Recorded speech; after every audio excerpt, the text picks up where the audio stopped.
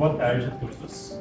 Como o Matheus falou, eu me chamo Cleandro. Meu nome é Douglas. E nós estamos apresentando esse trabalho também que foi elaborado com os dois amigos, a Roberta e o Caio, que não estão aqui conosco no evento.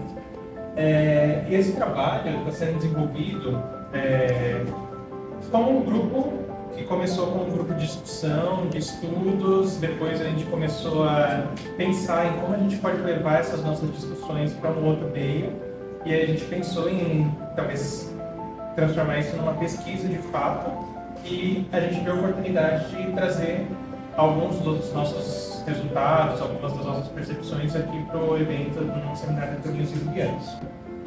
Então, a nossa palestra é intitulada Ayahuasca, Psicologia Analítica, entre a expansão da consciência e a reconexão com as raízes ancestrais. Uma pequena nota que eu queria falar, aqui no canto, tá uma muda de chacrona, de rainha, que é uma muda que eu tenho em casa e que já serviu de matriz para várias outras que estão plantadas por aí afora, né? E, bom, vou passar para o Douglas falar dessas primeiras partes da nossa pesquisa. Então, pessoal, para quem ainda não está familiarizado, né, assim, a ayahuasca ela é considerada dentro do rol das bebidas psicodélicas, né, assim, e a gente pode caracterizá-la de diversas formas. A gente escolheu um nome que é uma forma de caracterizá-la como enteógeno, né, assim, e aqui a gente colocou a raiz da palavra enteógeno, né, assim. Então, juntando essa palavra, né, significa manifestação do interior do divino, que se conecta, né, assim, ao nosso ponto de vista com as experiências luminosas apontadas pelo Jung. Sobre experiências luminosas, o Cleiro vai retomar mais para frente, explicando para nós. Assim. A ayahuasca é um chá produzida por duas plantas, né, assim. Os nomes científicos das plantas a gente colocou o cipó da Banisteriopsis scapi e as folhas da Psychotria viridis, né? Dependendo do povo indígena, da onde vem, dependendo também da religião ayahuasqueira, tem outras combinações, mas as duas principais são essas. A ayahuasca ela é regulamentada no Brasil para fins religiosos, tá? E aí a gente encontra, tanto nos povos originários, a gente colocou aqui embaixo no slide, alguns dos povos originários que trazem essa tradição da ayahuasca, e aí em cada povo a ayahuasca vai ganhar inclusive outros nomes, tá? Então, vocês vão trabalhar na visão de vocês. A ayahuasca pode ter o nome de Uni, de Nishpai, de Iagé, de Cabarambi. São outros nomes para a mesma bebida. E aí cada nome tem um significado que que se encaixa dentro da configuração daquele povo indígena. Tá? Então, diversos grupos étnicos utilizam há milênios em associação com cantos, rezos, defumações, rituais e outras medicinas, né? Com configurações e propósitos distintos. Então, a gente colocou as fotos ali de alguns desses povos para vocês se aproximarem um pouco desse povo. E aí ela é usada não só para conexão espiritual, mas também tem povos que usam para caçar. Tem povos que só o xamã, só o pajé usa, não é uso coletivo, né? Aí vai ter uma diferença para as religiões ayahuasqueiras, que nascem a primeira religião ayahuasqueira é o Santo Daime, né? E essa fotinha do meio aqui. O Santo Daime talvez seja a religião ayahuasqueira mais popular hoje no Brasil, você encontra no Brasil inteiro. E aqui é uma foto típica de uma cerimônia do Santo Daime, das pessoas fardadas e tal. Além do Santo Daime, a gente tem a união vegetal e a barquinha. São outras religiões ayahuasqueiras também que a gente encontra no Brasil. E aí, além delas, a gente também pode encontrar grupos neo-xamânicos, é um nome, né, assim, uma convenção de pessoas que se reúnem, mas não tem uma religião organizada, estruturada, no qual tem uma hierarquia, mas que partilham de um tipo de espiritualidade xamânica e neo-xamanismo com roupagens atuais, né, assim, esse neo-xamânico, tá? Então, a gente encontra a ayahuasca tanto nas religiões ayahuasqueiras, quanto nos povos originários do Brasil, da região da Amazônia, pro oeste, tá? Pode passar. os motivadores, né, gente, que fizeram a gente estar aqui falando com vocês. Então a gente encontrou um dado aumento no consumo de ayahuasca. Então a chance da gente encontrar, ter um cliente, ter um amigo, ter um conhecido que toma ayahuasca se torna cada vez maior, né? Assim, como eu disse no começo, né, as pesquisas científicas com substâncias consideradas psicodélicas, aí dentro das psicodélicas está a ayahuasca, mas também está a psilocibina, os cogumelos, está a ibogaína, tá o cacto, o peyote, que tem a mescalina, tá o MD, tá o LSD. Então hoje no globo tem muita pesquisa, inclusive com a ayahuasca, né? Assim, o cenário político e mais a importância cultural, assim, tá? Um pedaço do nosso trabalho é que a gente entende que por causa do consumo da ayahuasca, a gente tem a oportunidade hoje de reconhecer, de reconectar com os povos originários, com as nossas raízes, com as nossas mitologias, com os nossos simbolismos, que foram apagados pelo projeto colonial, né? Assim, então, a gente tem tanta oportunidade, né, quanto de valorizar essa cultura, mas também, às vezes, de fazer o processo de apropriação, né? Quando a gente faz um uso que desrespeita essa história, tanto das religiões quanto dos povos originários. Parte do nosso trabalho também é ter essa discussão ética em relação a pessoas que estão consumindo, mas elas entram num contexto que, consagrando, né, tomando de uma bebida que ela tem uma raiz milenar. Então, como que a gente chega com esse carinho, com esse cuidado também e esse respeito, né, dentro dos rituais. E aí, por fim, enquanto analistas, enquanto psicólogos, enquanto terapeutas, a gente tem que ter um cuidado, né, com essa pessoa que está tomando. E a gente colocou ali uma citação, né, só um fragmento, né, de que a gente encontra, inclusive, no DSM, no Manual Diagnóstico da Psiquiatria Americana, uma preocupação sobre quando o uso de substâncias, quando o uso, a frequência em algum ambiente religioso pode produzir, inclusive, patologias. Então a gente está tanto preocupado com a reconexão, com a integração, mas quanto a esse uso que pode ser danoso às pessoas também. Bom, então falando um pouquinho sobre os dois eixos principais dessa pesquisa que acabaram emergindo enquanto a gente estava nas nossas discussões. E o primeiro deles é como que a gente vê a ayahuasca na clínica. Então, uma das coisas que a gente percebeu é a importância das pessoas que fazem o consumo de ayahuasca terem um acompanhamento clínico para também tem um suporte de uma outra pessoa para fazer a ampliação e integração dos conteúdos que surgem durante os rituais.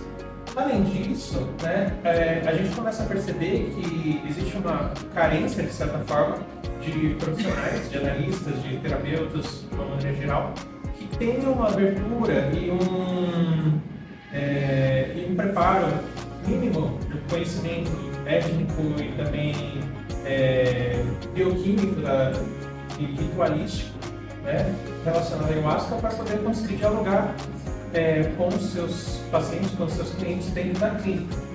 E disso também uma outra parte que surge, que emerge, é como que o consumo da ayahuasca e as pessoas que talvez no seu dia a dia não iriam se preocupar, não iriam ter nada de contato com culturas originárias, elas através dessa ritualística elas podem começar a ter essa percepção e a importância de valorizar toda essa cultura, né, que a gente tem no Brasil. Então, vou falar um pouquinho aqui dessa parte, como que a gente vê a ayahuasca relacionada com a clínica junguiana. Para desejar conhecer mais a respeito do inconsciente coletivo do que obtemos através dos sonhos e da intuição. Então ele vai falando como que geralmente a gente já tem acesso a esse repositório de imagens do inconsciente e como que a gente já pode fazer a ampliação dessas imagens, né? E ele também traz um alerta. Quanto mais conhecemos, maior e mais pesada se torna a nossa carga moral. Porque os conteúdos do inconsciente, eles são transformadores. Então a gente tem que ter uma responsabilidade em relação a isso. E no livro, eles discutem bastante sobre o que pode acontecer quando a gente força o contato com esses conteúdos do inconsciente. Porque às vezes pode ter um impacto anatômico muito grande. Essa pessoa fica muito presa no mundo das imagens, uma questão simbólica, e tem uma dificuldade com a concretude da vida, ela acaba se perdendo, né? E ele mesmo já fala de diversos caminhos que a gente tem para acessar esses conteúdos, né? Através do sonho, imaginação ativa. Ainda assim, a gente vê que tem muitas pessoas que têm o desejo de fazer o uso, né, da ayahuasca, e com diferentes propósitos. Como o Douglas mencionou no início, nós vemos aí um crescente número de pesquisas tratando, por exemplo, depressão, ansiedade, fobia social e, inclusive, diversos casos de dependência química com o consumo de ayahuasca. Diferentes formas, diferentes modalidades. Além disso, como Jung mesmo comenta bastante, a gente vive numa época que o homem moderno está muito preso no monoteísmo da consciência. Então, às vezes, acaba se desconectando com essa parte mais espiritual, religiosa. Então, às vezes, a gente vive uma crise religiosa de uma maneira geral. Então, tem muitas pessoas que buscam os rituais de ayahuasca como uma forma de conexão com o divino, ou às vezes a pessoa perdeu o sentido da vida e muitas vezes nesses rituais ela acaba se reconectando com ela mesma. Além disso, como o Douglas já mencionou, né, existem problemas religiosos, tanto no quesito de crises de identidade religiosa, com a própria cultura, com a própria religião que a pessoa tem, e às vezes os ritos ayahuasqueiros eles acabam conglomerando, né, congregando muitas vertentes, o que às vezes ajuda a pessoa nesse aspecto. Mas às vezes também, e aí por isso que a gente está fazendo essa ponte com a reconexão com as raízes originárias, por quê? A pessoa que toma, às vezes ela tem algumas visões, algumas experiências que ela não entende muito bem. E às vezes um pouco desse conhecimento mitológico, desse conhecimento cultural pode ajudar a pessoa na integração. Além disso, no José Barron, na prática da psicoterapia, o Jung fala bastante sobre essa questão de como a gente vê o setting clínico. Então, por isso que a gente comentou sobre essa coisa do preparo do analista, de ter uma abertura para poder falar sobre essa temática dentro da clínica. E tem até uma discussão, né, em relação ao uso da ayahuasca como um mecanismo de rebaixamento da consciência. E a gente pode discutir um pouquinho e pensar, seria um rebaixamento da consciência, um processo que facilita essa função transcendente, essa aproximação da consciência com o consciente? Ou às vezes seria um deslocamento, uma alteração da consciência para um outro complexo? Então, acho que isso também é um diálogo que a gente pode fazer dentro da clínica do que está acontecendo aí com a pessoa. Em especial, em casos onde a pessoa já tem algum tipo de distúrbio latente ou desconhecido, mas que aflora durante os rituais. E tem casos onde a pessoa pode entrar em um quadro psicótico, por exemplo, né? E também aí a gente destaca essa coisa, esse ponto da importância de um conhecimento mítico e cultural. E falando um pouquinho do aspecto luminoso, né? Então, de certa forma, o consumo de ayahuasca ele tem esse potencial de acessar camadas, né? A gente consegue ter acesso a imagens arquetípicas. Então, aqui uma referência. Os arquétipos, quando surgem, têm um caráter pronunciadamente luminoso, que poderíamos definir como espiritual para não dizer mágico. Consequentemente, este fenômeno é de maior importância para a psicologia da religião, pois muito discute sobre essa importância. O seu efeito, porém, não é claro. Ele pode ser curativo ou destruidor, mas jamais indiferente. Então, como que esse acompanhamento clínico ele pode ajudar nessa delimitação e na compreensão de que tipo de experiência a pessoa está tendo? E falando de experiências luminosas, eu acho que dá para trazer um exemplo clássico, que é o próprio mestre Irineu, que é o criador do Santo Daime. Quando ele fez o consumo pela primeira vez de ayahuasca, ele teve uma admiração, como a gente costuma falar dentro dos ritos ayahuasqueiros, né? Mas ele teve acesso a algumas imagens do inconsciente, no qual aparecia a Virgem da Conceição, que a gente poderia pensar, por exemplo, como uma imagem arquetípica de grande mãe, né? Do feminino, ou de ânima também, aonde a Nossa Senhora da Conceição entrega para ele uma laranja e fala para ele que tem grandes propósitos, né? E que isso está relacionado com a mensagem que ele vai levar para o mundo, assemelhando a laranja com o mundo como um todo. Pode passar. E como que a gente pode falar desse aspecto das amplificações das imagens na clínica, né? Como que a gente pode usar o método ou a visão junguiana para lidar com essas imagens? Basicamente, a gente pode pensar como se fosse uma ampliação dos sonhos, partindo da circunambulação e da amplificação. Só que a nossa proposta é a gente conseguir também trazer a integração dos simbolismos xamânicos. Porque, trazendo uma imagem que é muito característica, né?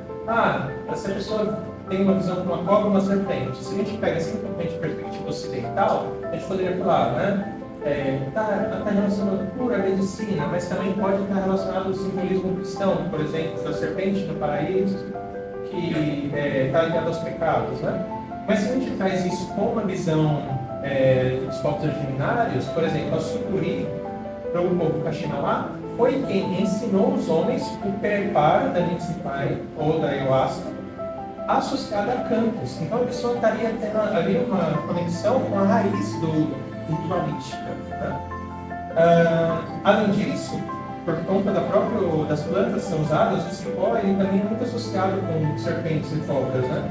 Então tem muitas pessoas que têm ligações sendo engolidas ou abraçadas por cobras durante essas experiências com a ayahuasca. E aí ele traga uma frase da Von Franz, né, que ela tem um exemplo muito interessante de um analisando dela, que era mexicana, mas ele tinha raízes astecas, né, só que ele não reconhecia isso, ele não olhava para isso. E aí, com o conhecimento da Von Franz sobre a mitologia asteca, ela falou para ele durante um sonho que ele teve, e isso fez toda a diferença no processo analítico da pessoa. Então, como que a gente tem essa bagagem pode auxiliar as pessoas também a despertar um outro lado, né, de reconexão. E aí, eu tinha colocado no slide anterior, mas também algumas coisas de amplificações, né, ligada à cobra, à serpente. Tem umas passagens, não vai dar para ler tudo direitinho, mas depois qualquer coisa eu posso mandar os slides, mas que David Copenon lá no livro dele, ele vai trazendo toda essa linguagem simbólica também, de como que pode estar associado com flechas, espadas, símbolos fálicos e tudo mais.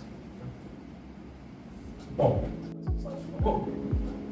não sei se vocês são do mundo ayahuasqueiro, assim, mas hoje a gente encontra inclusive povos originários que viajam pelo país fazendo ritual, né? Então, quando você começa a frequentar, você começa a encontrar essas pessoas, esses jovens dos povos originários, normalmente são os mais jovens, que estão viajando pelo país fazendo ritual, e o dinheiro que eles ganham nesses rituais, muitos deles estão fazendo comprar as terras, né? Assim, o que é muito legal, assim, porque a gente vive em um país onde a questão das terras dos povos indígenas até hoje é uma questão não resolvida, né? Assim, e aí a gente deixou uma foto do Krenak, que talvez seja, o Krenak é de um pouco daqui, né? Mas não usa ayahuasca, mas que talvez se exemplifique isso que a gente está querendo dizer de reconexão com os saberes ancestrais. Assim. Pode passar. Ano que vem vai acontecer o Fórum Mundial da Ayahuasca na Espanha. O Fórum Mundial da Ayahuasca é um produto do Encontro Nacional da Ayahuasca que acontece todo janeiro ou fevereiro no Acre, onde os povos indígenas estão tentando tomar a frente nas discussões em relação à Ayahuasca. Porque, infelizmente, no mundo científico, quem está tomando a frente falando da Ayahuasca são os cientistas, os ocidentais e não eles. Assim. Então, metade das 3.000 vagas do Fórum Mundial da Ayahuasca ano que vem está reservado para indígenas. Indígenas não só no Brasil, indígenas no mundo inteiro que estão querendo participar mais ativamente, estão se organizando. Pode passar? Então, quais são os desdobramentos dessa pesquisa e dessa discussão que a gente está fazendo? Bom, estão vendo aqui, eu e o Douglas somos parte desse grupo, mas também tem a Roberta e o Thay. Somos todos analistas e pessoas que fazem uso também da ayahuasca. E o que a gente está tendo desdobramento? Então, a gente tem um grupo de discussão e pesquisa dentro do Cura das Águas. Cura das Águas, para quem não sabe, é a minha empresa como terapeuta. Né? E aí a gente, além de submeter o projeto aqui para a gente fazer essa apresentação e ter essa discussão, depois vai virar uma publicação no resumo expandido, a gente também está elaborando um artigo acadêmico com esses dois eixos que a gente tem, ao longo da nossa pesquisa, percebido como muito importantes. Também a gente tem discutido sobre a questão dos desafios éticos e culturais dentro da clínica contemporânea, como que a gente pode trazer essa discussão do uso e do consumo da ayahuasca em diversos aspectos, né? E também como que a gente pode fazer essa conexão entre o referencial da psicologia analítica, tanto da parte teórica, mas também como ferramenta de acolhimento dentro da própria prática clínica. Bom, então a gente gostaria de agradecer a todos vocês que estão aqui presentes, também a comissão organizadora do nono simpósio para 15 junguianos, aos institutos no qual a gente se formou, a UGEP, a PUC, São Paulo, e principalmente a Floresta e os povos originários, porque sem eles a gente não teria toda essa base de discussão para a gente falar e fazer essa pesquisa e trazer tantas reflexões, tá bom? Tem um QR Code aqui, se vocês quiserem escanear, depois mandar mensagem, eu posso passar a apresentação e aqui tem um contato também. Muito obrigado a todos.